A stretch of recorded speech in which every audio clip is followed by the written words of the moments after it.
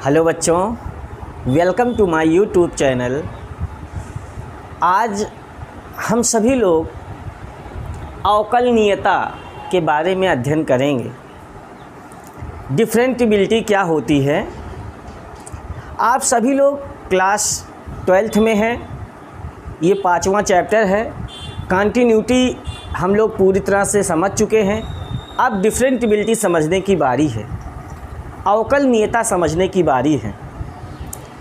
बच्चों, ये T shirt मैंने पहना हुआ है, इस पे आप देख सकते हैं लिखा हुआ है IIT मद्रास।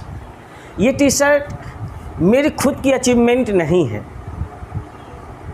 मेरे एक सबसे प्रिय शिष्य ने ये मुझे गिफ्ट किया हुआ है। वो IIT मद्रास में था और मेरे लिए गिफ्ट लेके आया था। मेरा भी कभी सपना था, जब मैं भी पढ़ता था, कि मैं भी IITian बनूंगा, लेकिन कुछ ऐसी परिस्थितियां थी, नहीं कर पाए। पढ़ाने में ही ज़्यादा व्यस्त रहे बचपन से ही, और हमारे बच्चे ने ये हमें गिफ्ट किया है और वही मैंने पहना हुआ है। ये कोई बच्चा मत समझिएगा बेटा कि ये मेरी अचीवमेंट है या मैंने यहाँ पे अध्ययन किया है, ठीक है। चलिए फिर हम लोग आज शुरू करते हैं। डिफरेंटिबिलिटी, अवकलनीयता क्या है? क्या चीज़? अवकलनीयता। कोई भी फलन बेटा, यहाँ मैंने एकदम साफ साफ लिख रखा है, आप इसको नोट भी कर सकते हो कि अवकलनीयता होती क्या है। What is the differentiability. यदि चूँकि हम लोगों की क्लास हिंदी में पूरी चल रही है, तो ये क्लास आप हिंदी में पूरी तरह से अवकलनीयता को समझेंगे। यदि फलन y = f(x) कोई सतत फलन है, कंटिन्यूअस फंक्शन है। कौन?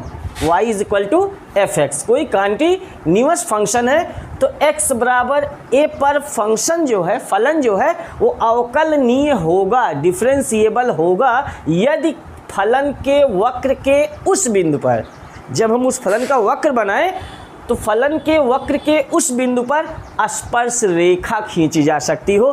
टेंजेंट लाइन अगर हम खींच सकते हो उस बिंदु पर, तो वो फंक्शन जो दिया गया होगा वो क्या होगा? डिफरेंशिएबल होगा, अवकलनीय होगा, ठीक है। इसके विपरीत यदि f(x) बिंदु x बराबर a पर अवकलनीय नहीं होगा, कब? यदि वक्र के इस बिंदु पर असतत हो फलन, या कहीं टूटा हुआ हो ग्राफ, जो हमने वक्र खींचा हो वो वक्र कहीं टूटा हुआ हो उस बिंदु पर, या वो फलन असतत हो, तब वो अवकलनीय नहीं होगा। या इस बिंदु पर वक्र की दिशा में कोई कोणीय परिवर्तन हो रहा हो, तब फलन अवकलनीय नहीं होगा। नहीं तो अवकलनीय तब होगा जब उसके उस बिंदु पर हम स्पर्श रेखा खींच सकते हों। अगर स्पर्श रेखा उस बिंदु पर ड्रा कर ले गए, तब तो वो फंक्शन क्या होगा? अवकलनीय होगा। और यदि अवकलनीय कब नहीं होगा? यदि वो फंक्शन सतत नहीं है, असंतत है उस बिंदु पर, या वक्र कहीं उस बिंदु पर जब हम खींच रहे हैं तो टूट जा रहा है, तब वो अवकलनीय नहीं होगा।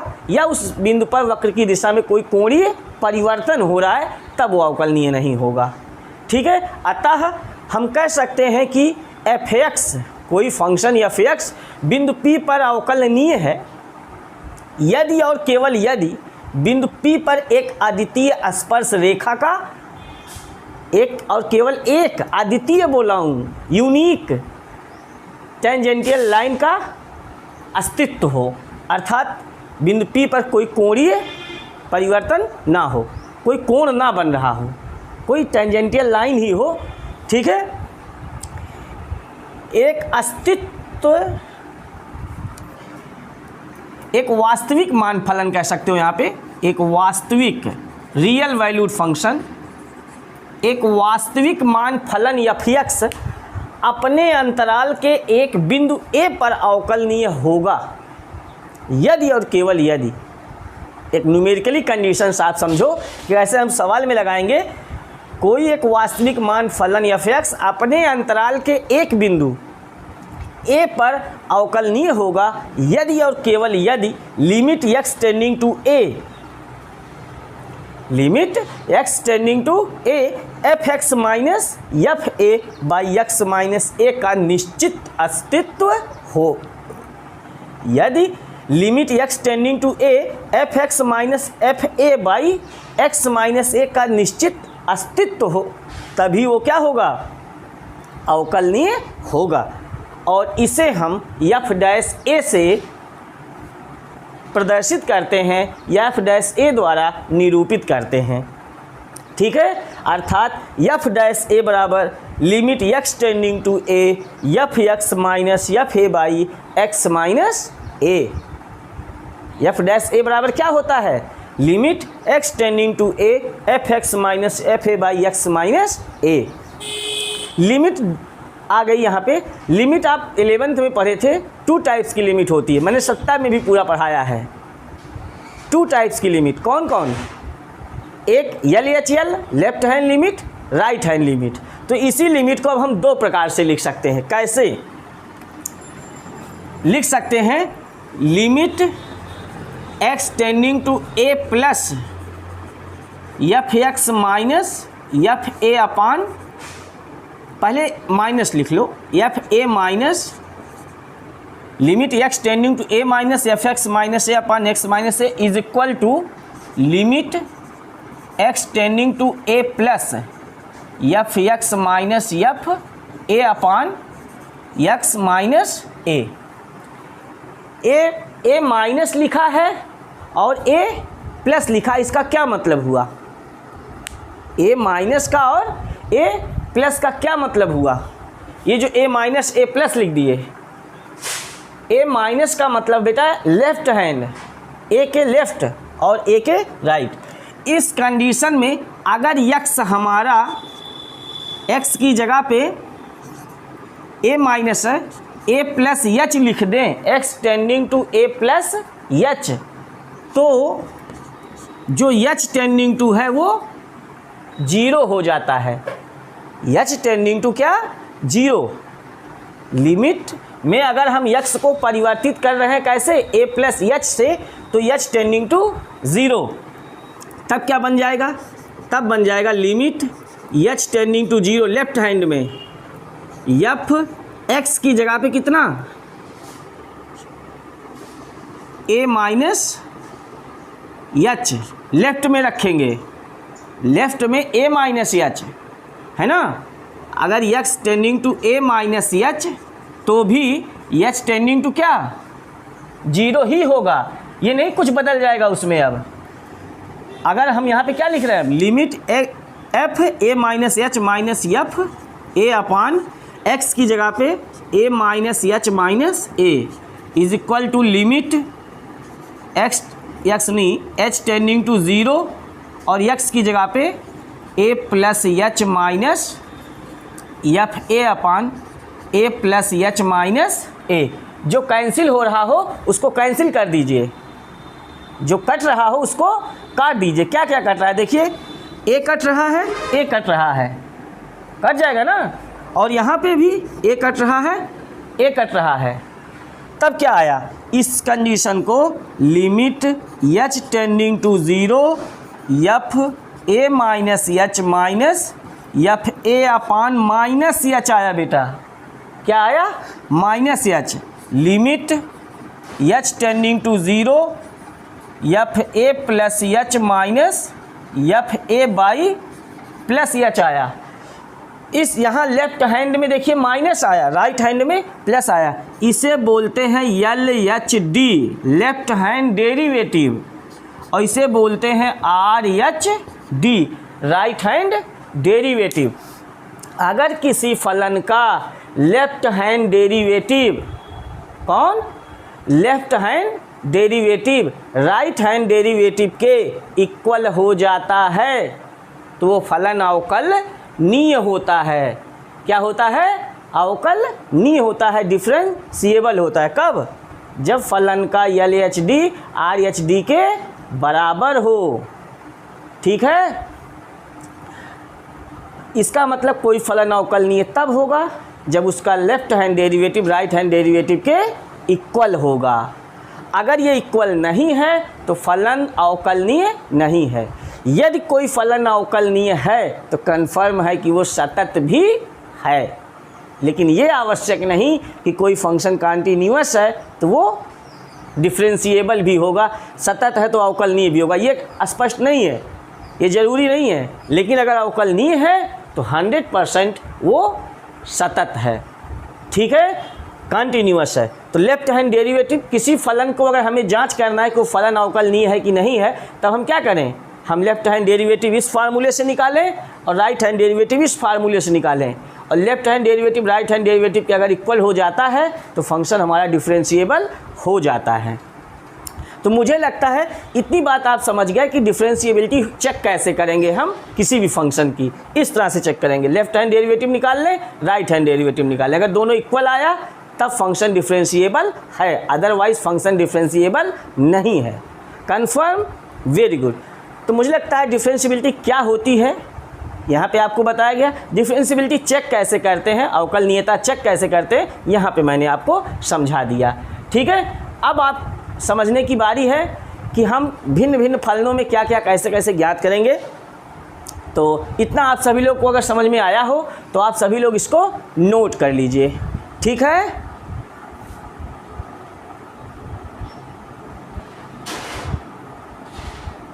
नोट कर लीजिए, अगर आप बच्चों को कोई दिक्कत हो रही थी देखने में तो आप इसको बढ़िया से नोट कर सकते हैं। नोट कर लीजिए सभी लोग, सारी बात समझ में आ जाएगी कि हम डिफरेंशिएबिलिटी चेक कैसे करते हैं, ठीक है। कि कोई समस्या है किसी बच्चे को डिफरेंशिएबिलिटी चेक करने में, डिफरेंशिएबिलिटी होती क्या है यहाँ मैंने बताया और यहाँ पे बताया चेक कैसे करते हैं, ठीक है। तो ठीक है, इतना नोट करिए आप लोग सभी लोग। चलिए बेटा, अब हम लोग अवकलनीयता जो पढ़ रहे हैं उस अवकलनीयता में अंतराल में अवकलनीयता पढ़ेंगे। इंटरवल्स में डिफरेंशिएबिलिटी क्या होती है, एलएच, जैसे आप लोग इंटरवल कितने टाइप का होता है, 2 टाइप का होता है, एक ओपन इंटरवल और एक क्लोज इंटरवल, एक ओपन इंटरवल और दूसरा क्लोज इंटरवल, खुला अंतराल जिसे बोलते हैं। ओपन इंटरवल को खुला अंतराल बोलते हैं। यहाँ पे खुला अंतराल a, b में अवकलनीयता का परीक्षण कैसे करेंगे, कैसे जांच करेंगे अवकलनीयता की खुले अंतराल में। तो फलन f(x) विवृत अंतराल को ओपन इंटरवल ही बोलते हैं, a, b। ये ओपन इंटरवल में लिखा, जब छोटे ब्रैकेट में लिखा जाए a, b तो वो विवृत अंतराल होता है या खुला अंतराल होता है, उसे अंग्रेजी में ओपन इंटरवल बोलते हैं।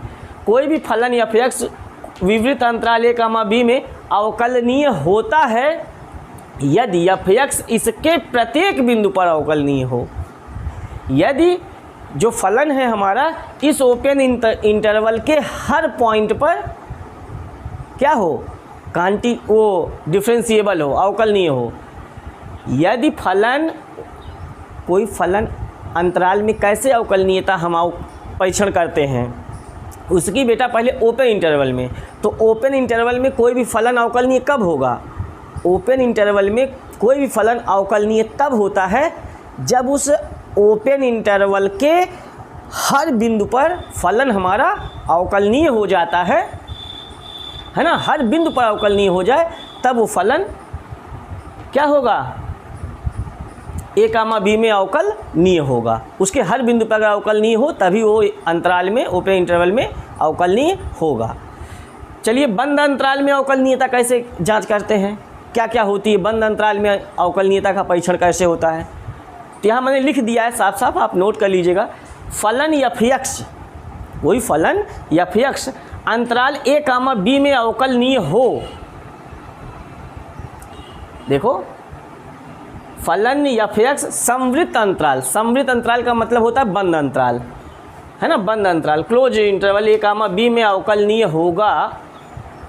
कोई फलन f(x) बंद अंतराल a, b में अवकलनीय होगा यदि फलन f(x) अंतराल ओपन में a, b में अवकलनीय हो। पहला पॉइंट, एक पॉइंट कि वो f(x) open interval a, b में अवकलनीय हो। दूसरा पॉइंट बिंदु x बराबर a पर एफ एक्स का दायां अवकलज विद्यमान हो। दायां अवकलज हम ज्ञात कर सकते हो किस पर? a पर। बिंदु x बराबर a पर अगर हम उसका राइट हैंड डेरिवेटिव्स निकाल सकते हैं तब वो बंद अंतराल में अवकलनीय होगा। और बिंदु x बराबर b पर बायां अवकलज विद्यमान हो। तो 3 पॉइंट हमें पता होना चाहिए बंद अंतराल में जांच करने के लिए। कोई भी फलन बंद अंतराल में तभी अवकलनीय होगा जब उस बंद अंतराल के लिए उसके खुले अंतराल पर फलन अवकलनीय हो। खुले अंतराल का मतलब पहले पॉइंट वाला अवकलनीय हो।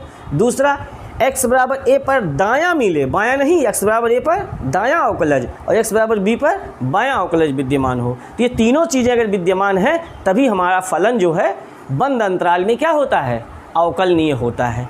तो इस तरह से अंतराल में अवकलनीयता का परीक्षण कैसे करते हैं ये हमने आपको बताया, क्या क्या ज्ञात करते हैं। ठीक है, अभी क्वेश्चंस आएंगे तो फिर देखा जाएगा, बताएंगे आपको क्वेश्चंस में भी। तो ये अंतराल में अवकलनीयता का कैसे होती है ये आपको मैंने लिख दिया, आप नोट कर लीजिए बढ़िया से।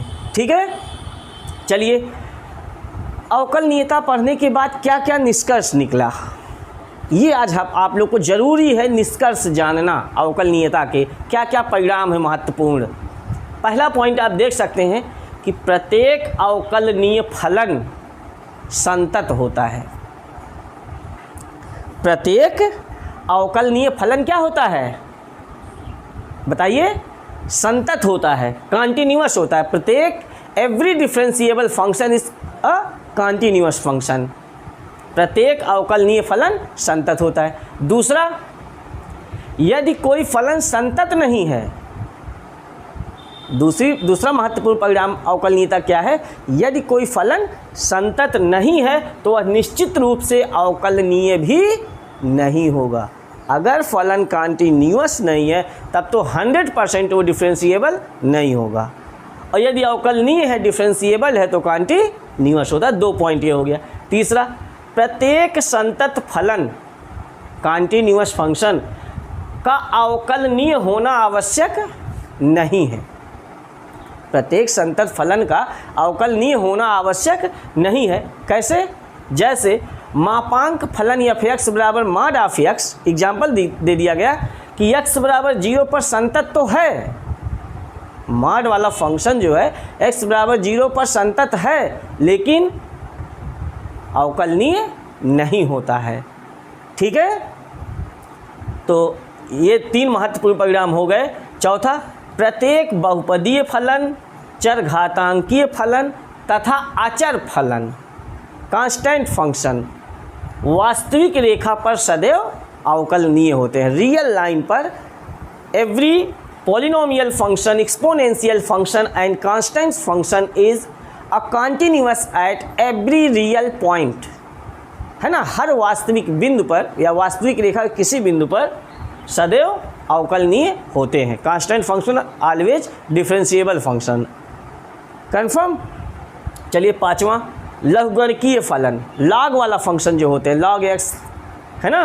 त्रिकोणमितीय फलन, साइन एक्स कॉस एक्स। प्रतिलोम त्रिकोणमितीय फलन, sine inverse x cos inverse x tan inverse x. ये सब अपने डोमेन में, अपने प्रांत में पर अवकलनीय होते हैं। जो उसका डोमेन होता है, जैसे साइन एक्स में क्या डोमेन होता है, इनवर्स वाले में डोमेन फंक्शन, डोमेन पढ़ाया गया, रेंज पढ़ाया गया, तो डोमेन में अपने प्रांत पर अवकलनीय होते हैं। लॉग एक्स वाले डोमेन में प्रत्येक त्रिकोणमितीय फलन भी अपने डोमेन में और प्रत्येक प्रतिलोम त्रिकोणमितीय फलन भी अपने डोमेन में क्या होता है? अवकलनीय होता है, डिफरेंशिएबल होता है। आप याद रखिएगा। लास्ट पॉइंट, अवकलनीय फलनों का योग। अगर 2 फलन हैं वो अवकलनीय हैं तो अवकलनीय फलनों का योग अंतर, गुणनफल और भागफल, मतलब समेशन, डिफरेंशिएशन या subtraction, multiplication and division and combination of function, संयुक्त फलन भी सदैव अवकलनीय ही होता है। 2 फलन अगर अलग अलग अवकलनीय हैं तो उन्हें जोड़ देंगे तो भी अवकलनीय होंगे, गुणा कर देंगे तब भी अवकलनीय होंगे, भाग कर देंगे तब भी होंगे। उनका संयुक्त फलन, कंपोजिशन निकालने, फॉग, वो भी अवकलनीय ही होता है। तो ये हो गए महत्वपूर्ण परिणाम अवकलनीयता जांचने के। तो मुझे लगता है आपको ये वीडियो पसंद आया होगा। अब अगले वीडियो में हम लोग अवकलन स्टार्ट करेंगे कि बेसिक फार्मूले अवकलन के क्या होते हैं, अवकलन करते कैसे हैं, ये नेक्स्ट वीडियो में आपको मैं बताऊंगा। अगर आपको ये मेरा वीडियो पसंद आया हो तो आप सभी लोग हमारे चैनल को सब्सक्राइब करें, क्योंकि वीडियो बनाने में बड़ी मेहनत लगती है बेटा। हमारे चैनल को सभी लोग सब्सक्राइब करें। अब रेगुलर क्लासेस चलेंगी, वीडियोस को लाइक करें, अपने फ्रेंड्स में शेयर भी करें, और कोई भी प्रॉब्लम हो कमेंट करके पूछें। ठीक है, very good, best of luck.